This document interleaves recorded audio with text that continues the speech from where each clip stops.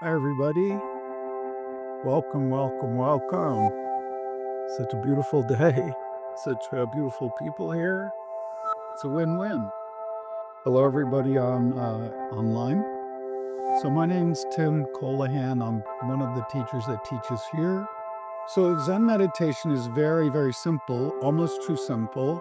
We call it an access meditation. So we're just accessing the moment. So you want the body alert, but relaxed.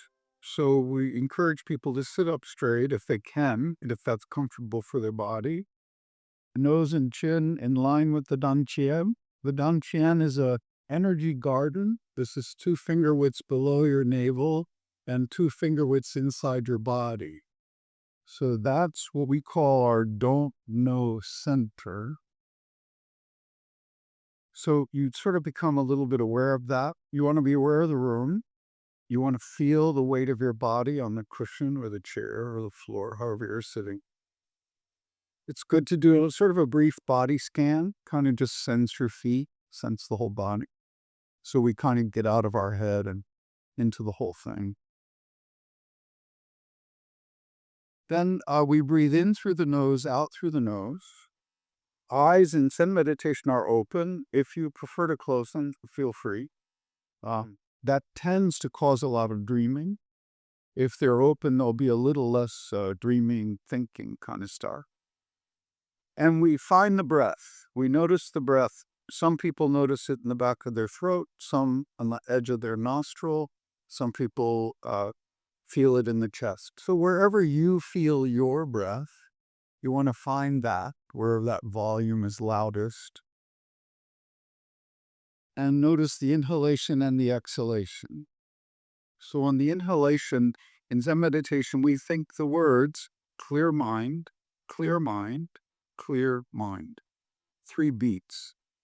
And then on the exhalation, a single don't know. So clear mind, clear mind, clear mind, don't know. Till all the air is out. Clear mind, clear mind, clear mind, don't know. And so usually within a few breaths, our minds have wandered to what we had for lunch or who we're going to meet for dinner, something like that. Maybe we go to the East Coast in our imagination. As soon as you realize that's happened, you just very gently come back to whatever's in your field of view, whatever your body is feeling like, and then you come back to this huado. It's holding a question. It's not precisely a mantra. Clear mind, clear mind, clear mind, don't know. So this don't know is, if I asked you, where were you before your mother was born? Or when you die, where do you go? There may be lots of explanations, theological explanations and philosophical explanations, but none of us have a direct experience of that. So we can't really answer it. I can't answer. So that gives me a don't know. Just a questioning state. And we reside in that ambiguity. So clear mind, clear mind, clear mind, don't know. So this don't know has no opposites. And that's why it's successful. It's slowing down and then stopping our thinking. And our thinking appears for sure. But we just return to this question and the thinking will slow down, slow down. And eventually we have a much greater experience of our awareness than we do of our thinking. And then, of course, we start to think a lot. Oh, that was a big experience of my awareness and not my thinking. And then we start making a dharma talk about it. No problem. Then just come back to clear mind, clear mind, clear mind, don't know. Okay. All minds do that.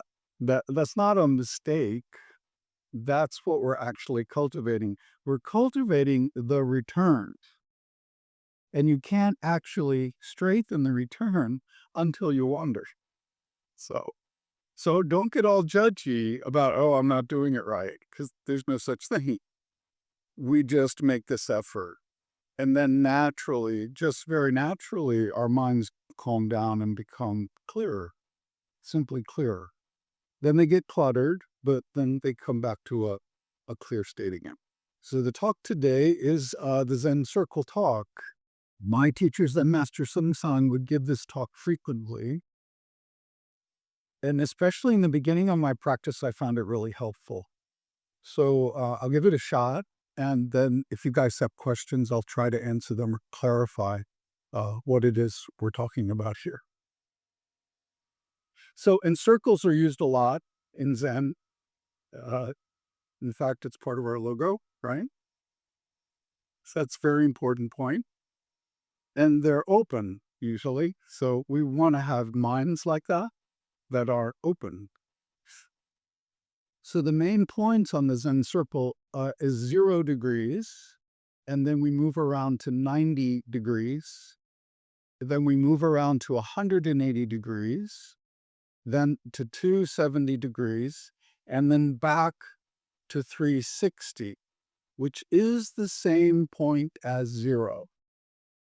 So the starting point is also the ending point. Those aren't different, but at 0 degrees, it's one kind of aspect of our consciousness, and at 360 degrees, it's a different aspect of our consciousness.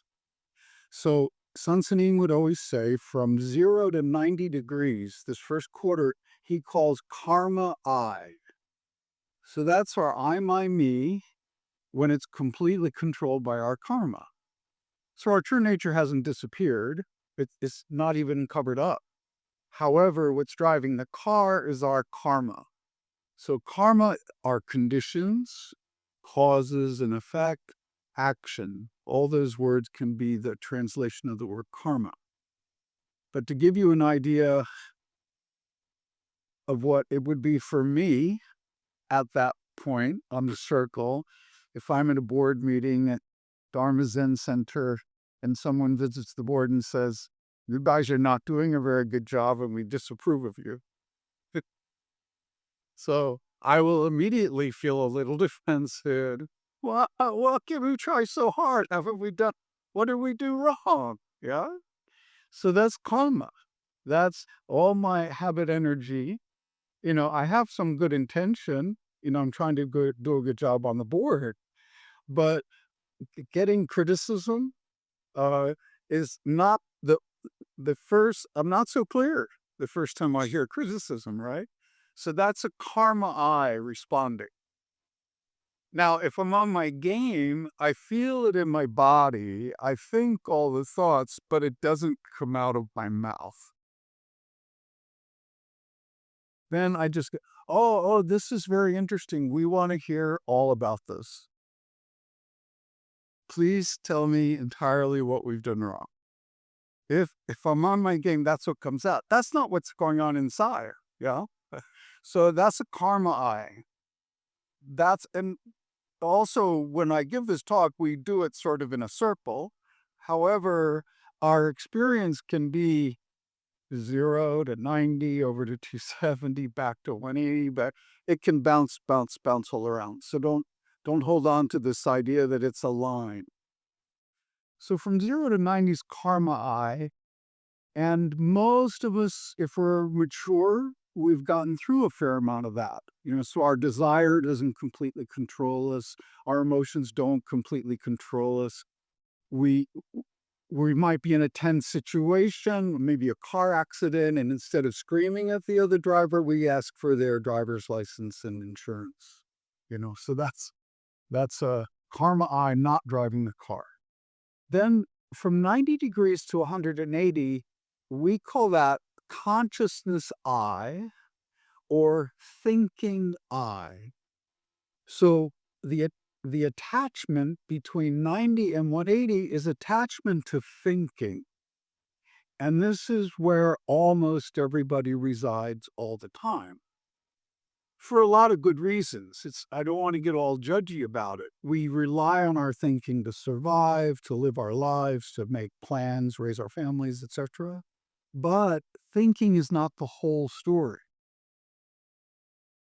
But we're trained to attach to our thinking. We're trained to trust our thinking. And this is where most of the world is.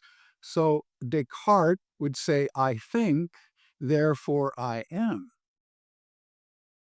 My teacher would say, okay, so then don't think. Then what happens? That's a really important point. But this is where, oh, I am a professor, oh, I have a PhD, or I'm the mother of three, or I'm 30, or I. So we have this story and we have all of this thinking, my orientation, my gender, my race, all of that comes from thinking. It's not suggesting it isn't the condition we're in, but it is a condition created by thinking. You might say, no, no, my race was created when I came out of my mother. Yeah, that's a condition, but the idea of race is thinking. It's a mental construct. We're so used to thinking about it, we think it's real. But like a tree would never say, oh, I'm a pine tree. I really don't mix with those ginkgo trees. They're planted a little close. Yeah. So pine trees and ginkgo trees, they get along fine. They don't think I'm a pine tree. So the human consciousness I, is a thinking I. So that's the attachment between 90 and 180 degrees. In the Heart Sutra, when it says form is emptiness, emptiness is form, that's all thinking. That's the Heart Sutra, that's Avalokiteshvara teaching, using thinking to teach. It's pointing to something else, but it's using thinking. So at 90 degrees, we say that's form is emptiness, emptiness is form. Where we're attached is we're attached to our thinking. Now, if we move up to 180 degrees on the circle, this gets to be very interesting. This is no I, N-O. So emptiness I. And the hazard at this portion of our consciousness is attaching to emptiness. But when our thinking completely comes down and we don't attach to thinking, we experience don't know. We experience our true nature. And in some traditions, this is called kensho. In some traditions, it's called perceiving your true nature. So when our thinking completely stops and we're not attached to anything but still paying attention, we'll have an experience of our before thinking mind. So after thinking, everybody in this room's minds are different.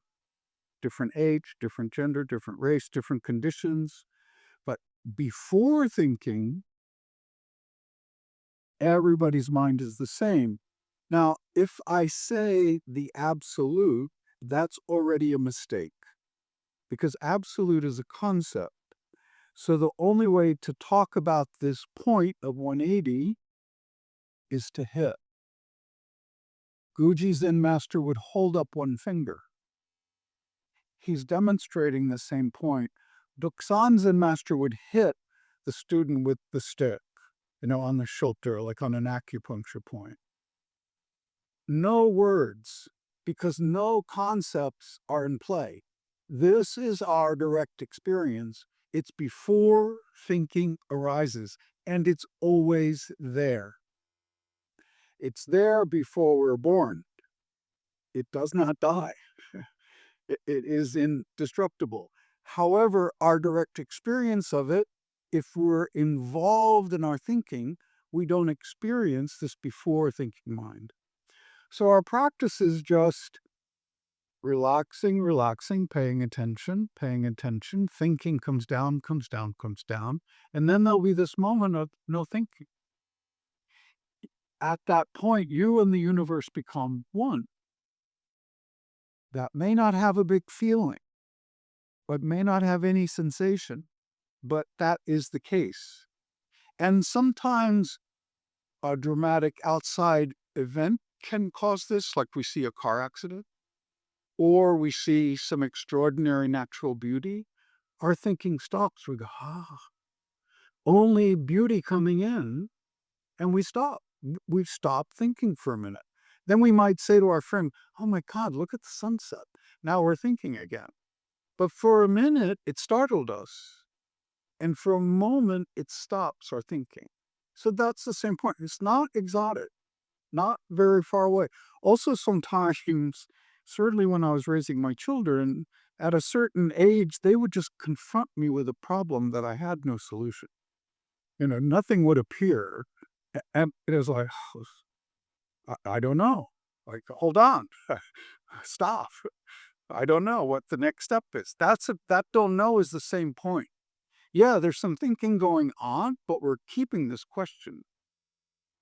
For me personally, I when I was about 22 years old, my younger sister died in a freak accident when she was 16, and so it was hard on everybody, a lot of suffering on the family, but everything was going on pretty normal, like by the way I saw reality, until I saw my sister's body in the casket, and I went, "That's not my sister." It was clearly not her. And this enormous question showed up, where did she go? And yeah, there was an explanation for the accident, but seeing her entire body and absolutely was not her. All my other siblings were alive and well, feeling the same way I was. So that's a don't know. That's our thinking coming to a complete stop. That's 180 on the Zen circle. But the hazard there is attached to it. Oh, I went on a retreat. I had this big feeling of 180. I had all my thinking stop. So I had Kensho, so I'm a little bit enlightened, yeah. So, so now, first mistake is making an I, and then also making enlightenment, this idea. Now that's a construct. Because there's no words in there. There's no words in there. So moving on the circle, then we get to 270. This is the world or the realm of magic and miracles in Zen. So things like faith healing, things like clairvoyance, things like operating outside of time and space. Because at 180, there's no time, no space, no cause, no effect, no name, and no form. That continues all the way around this half of the circle. So no name and form, no time and space, no cause and effect. So when you move to 270, Sansanim would call that freedom I. And Taoist monks and Qigong masters and yogis in India, they can cultivate this energy that comes from freedom. At 180, when we let go of all of our thinking, our energy taps into universal energy. When I'm attached to my thinking, that stops the universal energy from coming in. But if I practice really hard, let all my thinking go, then this universal energy comes in. It's there all the time, but it's able to come in. So people can levitate, people can be in very, very cold water and not get cold. They can make their body create heat, create heat, create heat. So the hazard at this realm is attaching to freedom, because freedom is not enough and it doesn't help this world. Many people will practice these special practices, cultivate these special powers, and then they impress people and start cults and try to teach them and get a lot of Mercedes Benzes. But doesn't help the world so much, and it doesn't help people wake up to who they are, because it becomes all about the teacher. But everybody has access to this if they trained in these kind of extreme ways to let go of their own thinking and experience the body they have with this universal energy coming through. And we also have examples of people, like the child is injured by the car and the mother arrives and lifts up the car. That's the same point. So mother's mind is completely out of the way. The mother has no I, my, me, only save the child. So then energy in the universe, boom, mother's super strong for a few minutes. She's not super strong a half hour later, but she's super strong just then. That's the same point, because her I, my, me has completely disappeared, only for the child. Same for rescue people who are in a situation and pulling people out of cold water after a plane crash. Pull one person, pull two people, to pull five people out of cold water. Why isn't the first responder getting cold? Only because their mind is on only help this person, only help this person. So I, my, me is completely gone. So then we come around the circle to 360. That's also zero. But at 360, we have non-attachment thinking, which would also mean non-attachment feeling. So we feel and think, but we don't attach to it. That's we call truth world. So we have karma, I, dust world. Then we have, consciousness, I, which is thinking world. Then no world. Then 270, freedom world. And then truth world. So truth world is very interesting. We call it original enlightenment. So the carpet is speckled, the table is brown. That's enlightenment. That's seeing the truth exactly as it is right now. And of course, the truth keeps changing. But if we don't attach to our thinking, don't attach to our feeling, then we see clearly, hear clearly, smell, taste, touch clearly, and think clearly. So Seung Sahn would often say, getting enlightenment's not that difficult.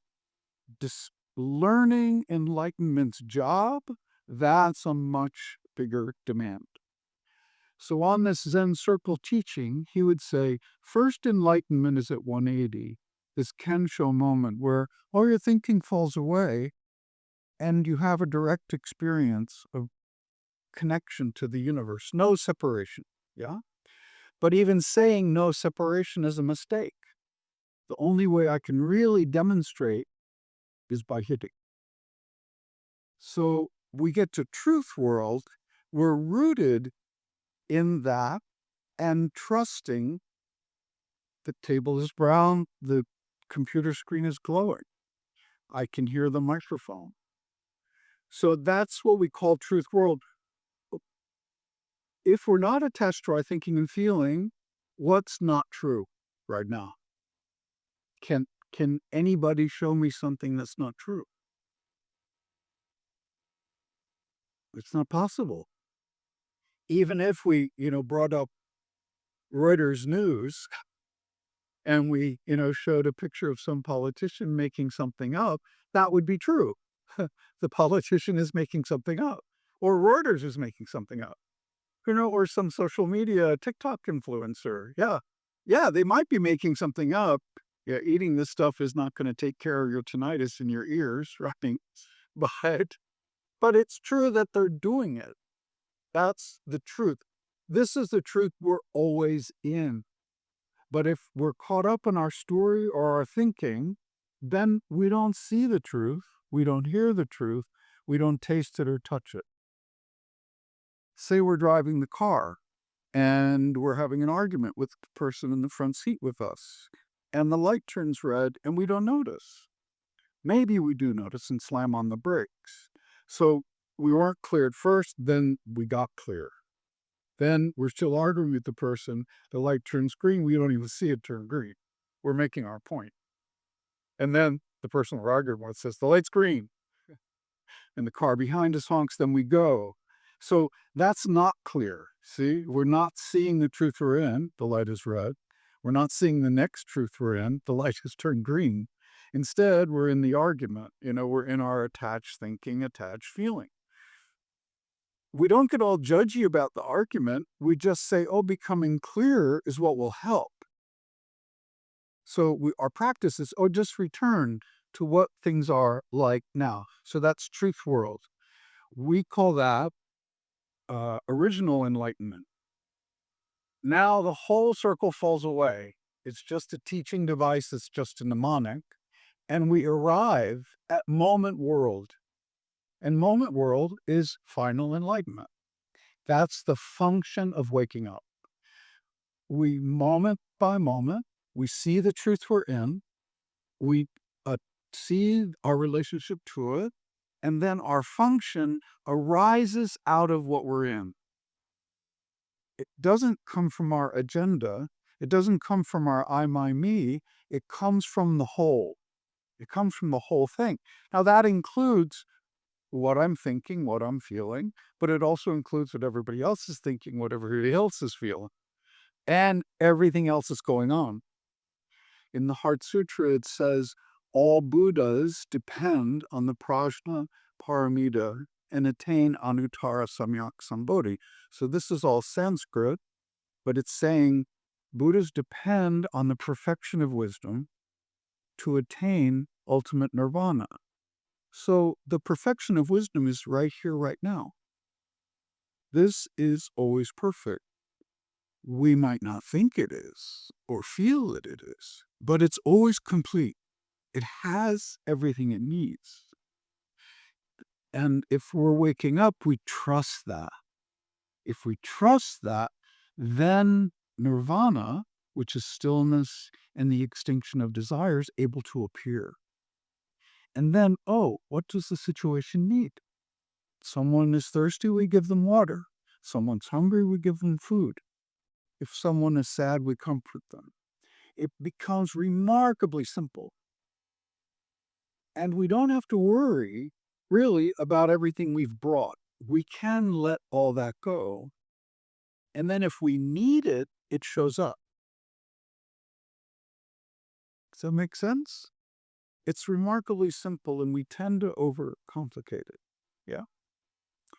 So back to that moment in the board meeting when someone's telling me I haven't done a very good job. I'm trusting the situation. Yeah? So everything that's going on internally, I'm just not following it. It's real for me. It's true for me. But it's not true for the whole. What's true for the whole is the conversation, the moment, the other 10 or 12 people, whatever it is. And then I'm relying on that to find my way through. Instead of the emotions driving the car, or the hurt feelings driving the car, or my idea of something like that. Make sense? So that's going from attached thinking to non-attached thinking, and from truth world to moment world. And then every moment it's changing. Like that. So that's the Zen Circle talk, more or less. It can go on for hours, but we shouldn't. I'd like to open it up for a complaint or editorial or share or a question, any kind of question. It can be about the talk, or it can be about something else, Heart Sutra, anything. How do you apply that to annoying people? How do I apply it to annoying people? So is that the non-fiction? Well, I don't apply it to the person. They probably wouldn't like that. Are you saying like if they're annoying you, and I'm thinking like say the board of directors? I'm going to ask you to slow down. So annoying people is a concept. An annoying person. So Annoying person is also a concept. Okay. That would be like saying, is an oak tree just the words OAKTREE, those letters? No. If we look closely at an oak tree, it's this endless, amazing, beautiful thing. Yes. So we have to do the same thing with annoying person. They're not annoying person. People, Well, that's super challenging. Where is it on here? Where do I put it in here? so on at 0 degrees karma I, annoying person would be karma. That's because of our plus karma with people that they annoy us. So if we're attached to the feeling thinking, then we're in that karma consciousness. If we just let go of the feeling and the thinking, and we don't make anything, we don't make the idea that they're annoying, and instead we become curious. What is this? What is this? So immediately the habit mind will go, well, this is this annoying person. You know what this is, right? That'll happen. Then we go, no, really, sincerely, what is exactly going on? And where we're looking in both directions. We're looking at the annoying person, but we're also looking inside. Then we're going to see what is going on internally for us, because that's the main driver of our experience. And then you're becoming Avalokiteshvara. So that name means the one who looks deeply. So here's the annoying person causing me the suffering, and then I look deeply, and I'll see that, oh, this is me. It's stuff I'm holding, making, wanting, checking, and I can let all that go. And that's one approach. The other approach is to ask the annoying person questions because they're suffering. If they weren't suffering, they wouldn't be annoying you. They wouldn't be annoying anybody. So they're in a lot of suffering, and the suffering is manifesting as annoyance, some kind of neediness or whatever. It's endlessly complicated. But the way into it, the way out of it is by going into it. You just ask questions. Like look deeply into them and just give them a safe space to be seen. Those are two options. But both of those require not attaching to what I'm feeling and to my idea that this is an annoying person or false person or inauthentic or crook or, I mean, all of the above. Uh, those, we've made that, if I keep that idea, because I've made, oh, this person's a crook, they're scamming me, I can't get out. If I make that idea, if I let go of that idea and just go to the question, what is this exactly? Well, so it might be a scam. Yeah, it looks like a scam, smells like a scam. It's probably a scam. Do I need to be upset about it? No, I just need to be meticulous. I just need to be clear. And if I'm all cranked about being scammed, I am less clear. I can guarantee you that. Does that make sense? Yes. It's not easy. It's a challenge Yeah, for me anyway. it is. It is. And so everybody consistently meditates. The Buddha had to meditate every day. He had his great enlightenment, but he meditated every day. So if we practice every day, and it doesn't have to be even in a group, just a few minutes, we'll see that core of clarity, of calmness. We'll see it, and it won't disappear so easily. What do we do if someone is lying or that we could perceive they're causing harm? What do we do if someone is Lying. lying and perceived as causing harm? First, we have to be meticulous with how we're reacting to that. When we see injustice and falsehoods causing injustice, that's our perception, which always involves some deception. So we're not, we never see the whole thing. We only see what we think we're seeing. That doesn't mean what we're seeing isn't true, but it means we're not seeing the whole truth. So our practice is look as closely as we can and acknowledge whatever habit, energy, is employed there's a series of questions Thich Nhat Hanh recommends. He says, first ask, am I sure? Is this person telling a falsehood, and are they doing harm? And then he says, hello, habit energy. Okay, so I have a big sensitivity about injustice and liars causing injustice. So, okay, that's recognize that on that. If I act on this or speak, will it lead to loving kindness? And that's the challenge. What is the skillful thing to do? And I don't know what that is. None of us know what that is until we're in the situation precisely and meticulously like that. And then we act. From a Zen point of view, just do it. Because you've done due diligence. You've paid attention. You've asked, am I sure? You've looked at your habit energy. And then you've asked, if I act and speak on this, will it lead to loving kindness?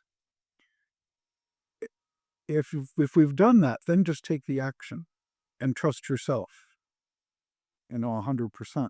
Because that's our Buddha nature operating in the world. And we might make a mistake. We might misunderstand. We might not have the whole story. We might offend somebody. But our intention was to help. And we kept our heart-mind open and wide. And maybe we get some new information right around the corner. But all the information we have now, this is what we think is the best thing to do. So I hope that helps. It's also a function of don't know. That when presented with injustices and falsifications and people doing harm by lying, those are very complicated situations by definition. And so to be skillful in a complicated situation is harder than being skillful in a simple situation. So it just takes a little more time to be meticulous about all the components. I hope that helps. Hi, I'm Robert Lurie with Long Beach Meditation. Your gracious generosity makes this programming possible. If you found this video to be of value, please consider making a donation here. And if you'd like to watch more videos like this one, click here.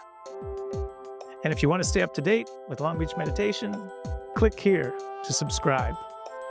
Thank you.